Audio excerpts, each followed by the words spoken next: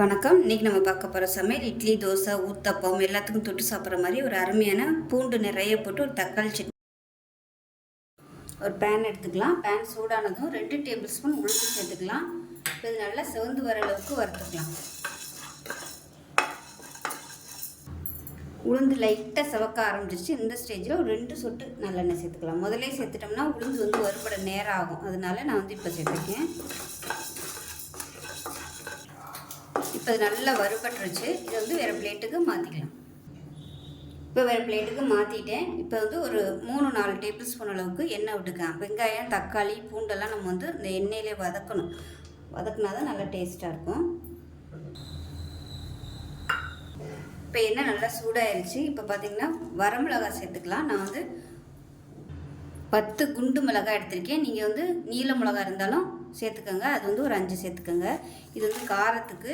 இது பார்த்திங்கன்னா ஒரு 5 வரமிளகாய் காஷ்மீரி மிளகாய் எடுத்திருக்கேன். இது ஒரு 5 சேர்த்துக்கலாம். இது வெறும் கலருக்காக மட்டும்தான். நான் காம்பு எடுக்கலை. அரைக்கும் போது காம்பு எடுத்துக்கலாம். ஏன்னா இப்போ காம்பு எடுத்தோம்னா அந்த விதை எல்லாமே உதிர்ந்து வந்துடும். அதனால் நான் காம்போடு சேர்த்துருக்கேன். இப்போ மிளகாய் வத்தல் எல்லாமே நல்லா உப்பி வந்துருச்சு. அதே சமயம் நல்லா வறுபட்டுருச்சு. கருக விட்டுறக்கூடாது. இது வேறு பிளேட்டுக்கு மாற்றிக்கலாம். இப்போ மெஷரிங் கப்பில் 1/2 கப் அளவுக்கு பூண்டு சேர்த்துக்கலாம். இப்போ பாருங்கள், பூண்டு நல்லா அப்படியே செவந்து வந்துருச்சு. இப்போ எடுத்து வேறு பிளேட்டுக்கு மாற்றிக்கலாம்.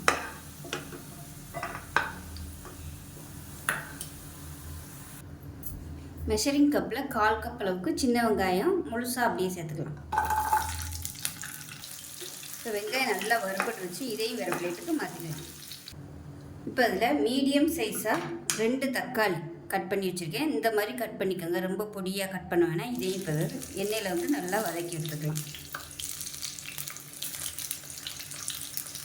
இந்த தோல் நல்லா சுருங்கி அப்படியே கருகி வரும். அந்த அளவுக்கு நல்லா வதக்கி எடுத்துக்கலாம். ஒரு 2 நிமிஷத்துக்கு ஒருக்க திருப்பி விட்டுக்கலாம். இந்த தக்காளி எந்த அளவுக்கு நீங்கள் வதக்குறீங்களோ அந்த அளவுக்கு இந்த சட்னி நல்லா டேஸ்ட்டாக இருக்கும். இந்த ஃப்ளேவர் நல்லா கிடைக்கும். இப்போ தக்காளி நல்லா வதங்கி வந்துடுச்சு. இதையும் வேறு பிளேட்டுக்கு மாற்றிக்கலாம். இப்போ இதே எண்ணெயில் ஒரு சின்ன நெல்லிக்காய் சைஸுக்கு புளியை சேர்த்துக்கலாம். இதையும் இந்த எண்ணெயில் வதக்கி எடுத்துக்கலாம். புளி நல்லா வதக்கியாச்சு. இதையும் வேறு பிளேட்டுக்கு மாற்றிக்கலாம். இப்போ இது எல்லாமே நல்லா ஆறிடுச்சு. மிக்ஸி ஜாரில் சேர்த்து நல்லா அரைச்சிட்டு பார்க்கலாம். இப்போ அதில் தேவையான அளவுக்கு உப்பு சேர்த்துக்கலாம். உப்பு சேர்த்துட்டு அரைச்சிட்டு பார்க்கலாம். இப்போ சட்னி நல்லா நைஸாக அரைச்சாச்சு. இப்போ பவுலுக்கு மாற்றிக்கலாம்.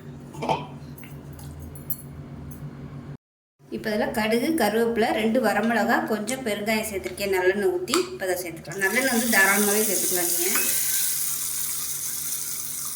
ஏன்னா பூண்டு வரமிளகாலாம் நிறைய சேர்த்துக்கிறதுனால கொஞ்சம் சாரமாக தான் இருக்கும். அதனால் நல்லெண்ணெய் சேர்த்துக்கிட்டிங்கன்னா ரொம்ப நல்லது. ஸோ அவ்வளோதான், அருமையான பூண்டு தக்காளி சட்னி ரெடி ஆயிடுச்சு. இட்லி, தோசை எல்லாத்துக்குமே சூப்பராக இருக்கும். செஞ்சு பாருங்கள். செஞ்சு பார்த்துட்டு எப்படி வந்துச்சுங்கிறத சொல்லுங்கள். வீடியோ பிடிச்சின்னா லைக் பண்ணுங்கள், கமெண்ட் பண்ணுங்கள், சேனலை சப்ஸ்கிரைப் பண்ணுங்கள், பக்கத்தில் உள்ள பெல் பட்டனையும் ப்ரெஸ் பண்ணுங்கள். நன்றி.